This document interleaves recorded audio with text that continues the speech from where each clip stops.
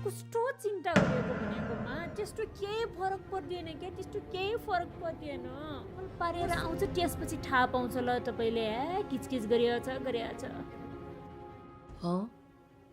यो भुन्टी त होइन रहेछ त। भुन्टीको रूप धारण गरी हामीलाई ठग्ने को रहेछ यो? आज यसको भण्डाफोर नगरी त छोड्दिनँ म।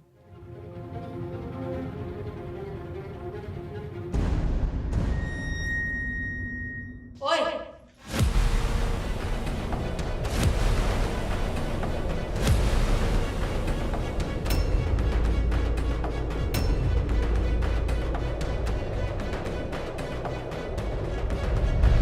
अब सुकुमायालाई श्रियाले के गर्छिन् होला त? आउनुहोस् आजको यस भिडियोमा हामी कुराकानी गर्नेछौँ।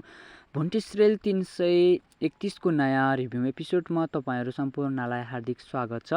तपाईहरूले चाहिँ अहिलेसम्म पनि च्यानललाई सब्स्क्राइब गर्नुभएको छैन भने च्यानललाई सब्स्क्राइब गरेर राख्नु होला, किनभनेपछि अबदेखि चाहिँ हामीले रेगुलर यस च्यानलमा चाहिँ नयाँ नेपाली सिरियलका भागहरूको रिभ्यू भिडियो बनाएर ल्याइसक्नेछौँ। त्यसैले धेरै दिनपछि आज यो च्यानलमा हामीले चाहिँ नयाँ भिडियो पोस्ट गरेका छौँ। त्यसैले भिडियोलाई सक्दो माया गरेर साथीहरूसँग पनि, भुन्टी सिरियल मन पराउने दर्शकहरू साथीहरूसँग पनि यो भिडियोलाई सेयर गरिदिनु होला भन्न चाहन्छु। अब धेरै ढिला नगरिकन भिडियोलाई सुरु गरौँ। भुन्टी चाहिँ सुकुमाया चाहिँ अहिले धेरै ठुलो आपतमा परिरहेकी छन्। किनभनेपछि जुन आफ्नो श्रीमान उता ओखलेसँग कुरा गरिरहेको अवस्थामा चाहिँ सुकुमायाकै आवाजमा कुरा गरेकी थिइन्। सुकुमायाले आफ्नै आवाजमा कुरा गरिरहेको कुरा पनि उता जुन भुवन चाहिँ आफ्नो भाइ भूपेन्द्रलाई जेलबाट भेटेर आइसक्दाखेरि चाहिँ त्यहाँनिर सुकुमायाले केही कुरा गरेको चाहिँ उनीले पनि सुनेको जस्तो लागेको थियो।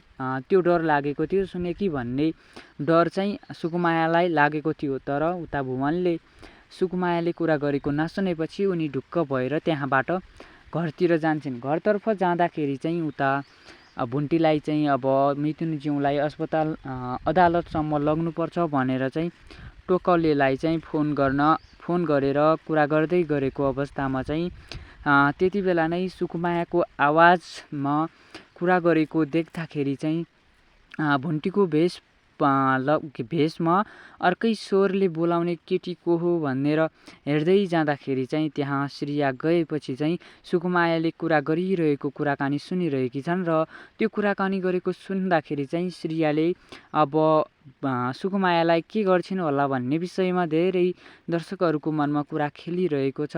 कुरा पनि स्पष्ट सुनिरहेकी छन्, उनको आवाजलाई पनि उनीले सुनिरहेकी छन्। त्यसैले गर्दा अहिले सुकुमाया भने ठुलो समस्यामा परेकी छन्। दर्शकवृन्द, आउने अर्को भिडियोमा मिलाउँला है त।